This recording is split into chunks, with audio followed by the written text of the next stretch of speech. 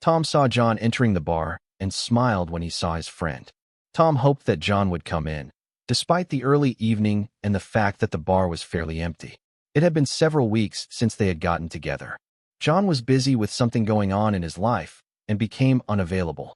Tom tried calling and emailing, but he couldn't get through to his friend, and he was really worried. He even tried to stop by John's home and office, but John never seemed to be home. Tom really hoped that John's problems were solved, but the angry look on John's face told Tom that this was far from the case. Tom stood up to shake hands, but was suddenly thrown to the ground by a vicious right across from John to the jaw. Tom's head bounced off the nearby table as he fell to the floor. "What the hell?" muttered a stunned Tom, spitting out a bloody tooth.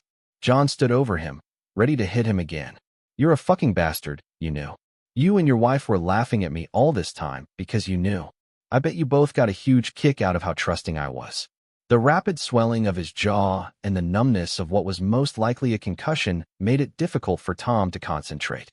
Tom didn't understand anything his friend was saying because it all made no sense to him. The only word that came out of Tom's lips was, "What?" A flurry of blows followed on Tom's ribs and legs. John shouted, "I'm sure it was a hell of a lot of fun that you hung out with me just so she could cheat on me. Hey, buddy, let's go to my father-in-law's cabin for the weekend. Hey, buddy, Emily bought us tickets to the concert you've been dying to see, which is only 3 hours away, so we need to stay the night." Any bullshit excuse to get me out of the house and out of this area, so she can have sex with that creep? I should have seen this coming, but I never thought you would do this to me. I have no idea what I did to make you hate me so much to help her cheat on me. But not only are you a shitty person, you're also a shitty friend. By this time, several bar patrons had grabbed John and began to pull him back. Tom stared at his friend, stunned by the blows and puzzled by his friend's actions and words, with little understanding of what had happened. The bartender called the police as soon as the first punch was thrown, and luckily a patrol car was nearby. The ambulance took much longer to arrive, so while John was detained and placed in a patrol car, Tom struggled to his feet with the help of some strangers. The EMTs quickly assessed Tom and placed him on a gurney, strapping him tightly for transport to the emergency room. Tom lost consciousness before the ambulance even left the parking lot to the soothing wail of the siren. To him, it all seemed like a short bad dream. When he slowly opened his eyes and woke up, he quickly realized that he was in a hospital. He saw cars and an ordinary standard hospital room with medical equipment and a 20-year-old television. It wasn't a nightmare, it was real. As he began to regain consciousness, Tom's wife Emily came in with tears running down her face. "I'm so sorry, baby. I wanted to be here when you woke up, but I left to call your parents and tell them you were okay. How do you feel?" Tom sat up a little on the bed and tried to gather his thoughts a little about what had happened when Emily sat down next to him and took his hand. Sleep and medication had relieved some of the swelling, so at least his words were understandable. "I do not know what happened. I've never seen him like this before. He said something about Amanda cheating on him and that we were helping her, that we caused this." His words made no sense. Emily's tears continued to fall as Tom continued. "Perhaps I heard wrong, but he seemed to think that he and I were only making these trips so that Amanda could cheat on him. This is crazy. Why would he think of something so crazy?" When Tom fell silent for a moment, he looked at Emily. Lowering her head, she whispered that she was very sorry. "I don't know what you're apologizing for. He hit me, and he had this crazy idea that we were helping her cheat. It sounds so stupid. Why would he think that we would help her do something so harmful? What kind of terrible people could do this to someone they care about?" Tom looked at Emily as she raised her head. There was something wrong with the way she acted. Maybe he was out of his mind, but her behavior was really suspicious since she was usually very vocal about her opinions, especially about relationships with close friends. She might have been shocked by the situation because it was not what she had imagined. Just as he was about to ask her what was going on, the doctor came in and said that the jaw was not broken or dislocated, only bruised. If Tom doesn't have a headache, he will be allowed to leave with Emily tonight. Tom's head hurt, but something was clearly wrong with Emily, so he obediently lied to the doctor that he felt fine, so he could leave. Time passed. The nurses worked conscientiously with the documents, so Tom did not have the opportunity to ask Emily what was happening, but one could hope that at home she would tell everything. They were both silent on the drive home as Emily drove. They didn't even turn on the music, they were just silent the whole way. Tom needed answers, but by the time he got home, He was exhausted and just wanted to sleep. A quick change of clothes, and Tom was exhausted and fell asleep. Emily curled up next to him, hugging him tightly with all her might. After his shower, Tom walked down the stairs and joined Emily in the kitchen. He was still in pain, but at least his head was clearer. Emily was already sitting at the table drinking her coffee, but when Tom joined her, he saw that she was deep in thought. Emily finally realized that Tom was in the room. She asked, "How are you feeling now?" "Okay, but I have a little headache, and everything hurts. A day of rest, and I'll be fine. I still can't figure out what made John go so crazy." After taking a sip, Tom continued, "Did Amanda tell you anything? Have you talked to her since yesterday to find out what happened to him?" "I actually talked to her a little yesterday, and she was just as shocked as I was that he could do something like that to you." Tom looked at his wife as she spoke. It seemed like a measured and careful response, but there was something more. She seemed sad, which was inappropriate because it was the complete opposite of her usually bright personality. She was reserved. He thought that perhaps she was simply shaken by the attack, and that it had affected her more than he had initially thought. He reached out and took her hands in his. "It's okay, honey, I'm fine. I come to my senses." His shirt soon became wet from the flow of her tears. They hugged with the words, "I love you," holding each other tightly. They both called into work and spent the entire day at home. Tom didn't know what it was, but something besides physical pain was bothering him. Nothing about it all seemed to make any sense. John's attack out of the blue, accusing him and Emily of helping Amanda cheat. Emily suddenly became timid and reserved. Her verified answers to basic questions. He wanted to press her again about her phone conversation with Amanda, but Emily was on the verge of tears, and he thought that now was not the best time for a showdown. Even though they both stayed home, they seemed to keep their distance. Tom sat in the backyard, watched the wind move the trees and grass, and thought. He needed to understand why John attacked him. They had been friends for a long time, and Tom had never seen John lose his temper without a good reason. Tom thought about his wife's words and couldn't remember her ever saying that John's wife had not cheated on him and had only told Emily that they were sorry for attacking Tom. We need to find out John's side of the story, and the best way to find out is from John himself. Although there was a risk that John might attack him again, it seemed like the most direct way to establish a basic understanding of what had happened. Tom will then sit down with Emily to talk about their roles and what happened, and what made John think Emily and Tom were betraying him. Emily told Tom that she would stop by work briefly and pick up her laptop since she would be home for the rest of the week and didn't want to get too far behind her schedule. After she left, Tom decided to take a chance and visit John. On the way to John's house, Tom tried to call him to no avail. Tom hoped that John was already out of prison, so he took a taxi to John's house. If Tom is lucky, John will be there so they can figure out what caused this mess and get back to normal. At the entrance to John's house, Tom's stomach dropped when he saw Emily's car in the driveway. Instead of ringing the front doorbell, Tom walked to the back of the house until he was near the open window next to the kitchen. He stopped when he heard Emily talking to Amanda. Emily was no longer silent.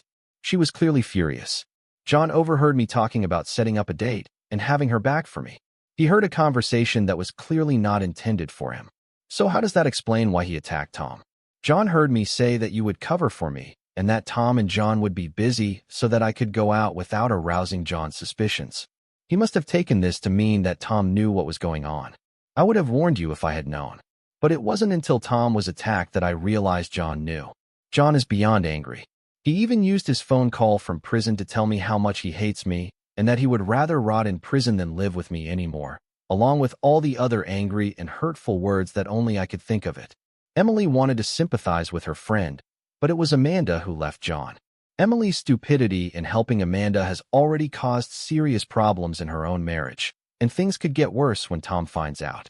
She knew it was wrong to help a cheater, but she and Amanda were close friends, and she hoped that she would be content with a short fling or two and be a good wife to John again.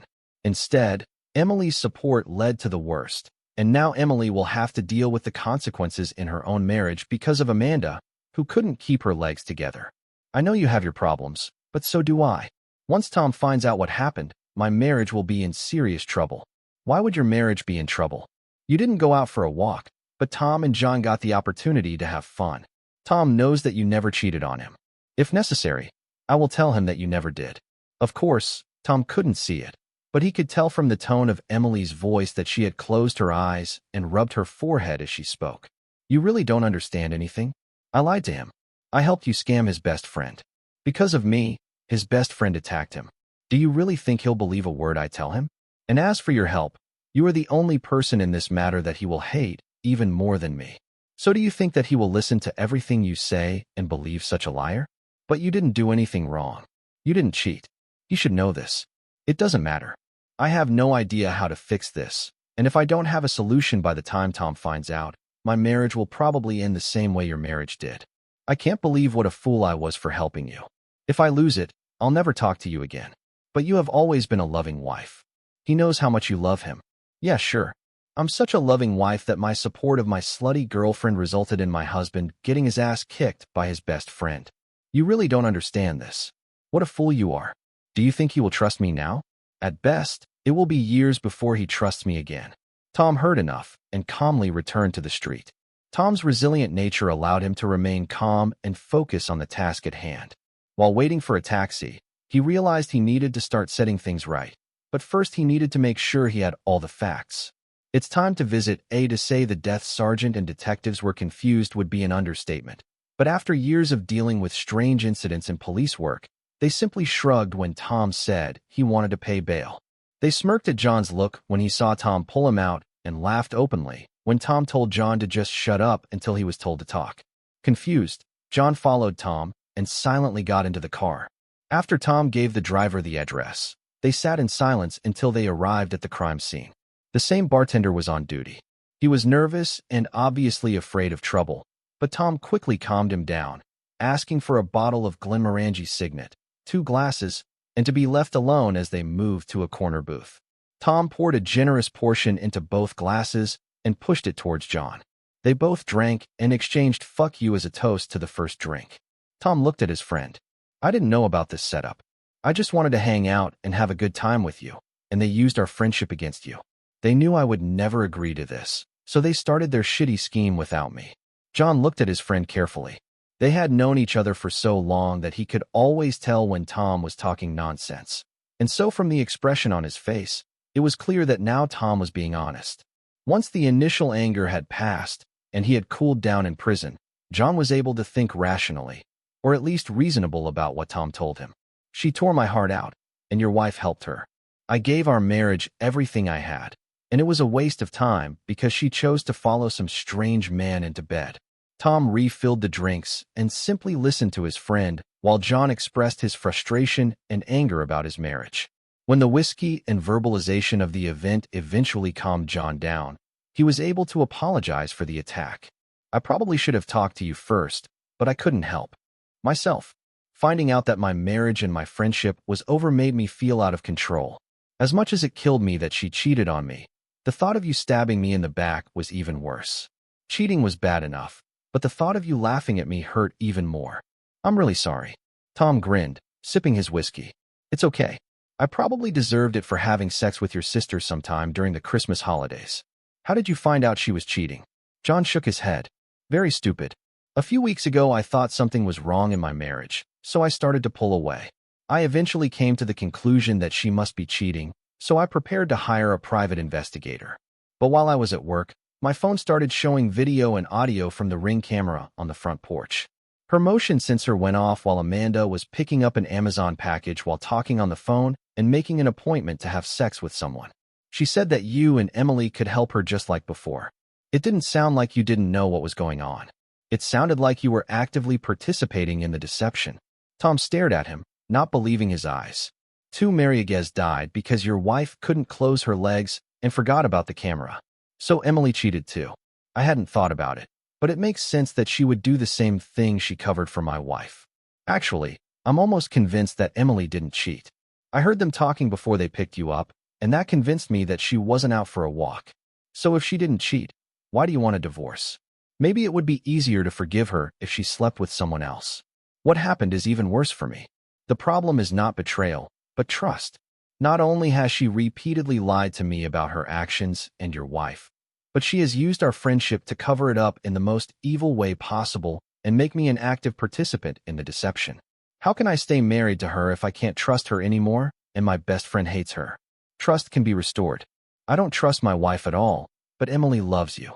Are you sure this is the end? I think so. Trust cemented by time is not stronger. It is weaker. People may forgive, but they never forget. I'm not going to spend the rest of my life hoping that, in years to come, this will be just a faded memory. She knew what she was doing, and there was nothing she could say to solve the problem. It's time for me to leave and start over. John envied his friend. Despite all this, you will have an amicable divorce, and you will both remain on good terms.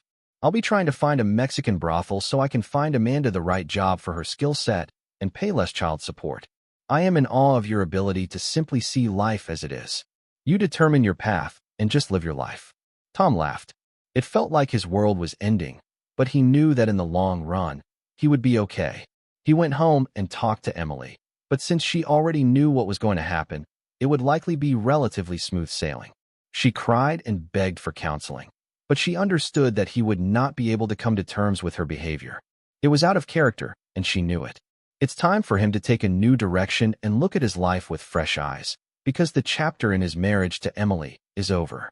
Subscribe to our channel so that your second chaff doesn't cheat on you, and go ahead and listen to the next story, because this story is nothing compared to the next one. If you're under 18, don't even think about listening to the next one.